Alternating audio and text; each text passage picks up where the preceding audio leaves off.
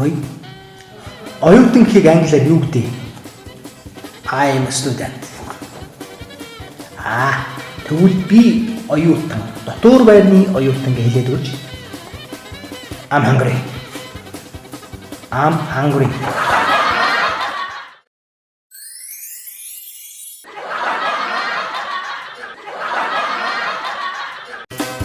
Би ерөөсөө уудгүй штэ гэсэн хүнийг бид аймаар сэжигтэйгээр жигшиж харна. Сонь юм шүү дээ.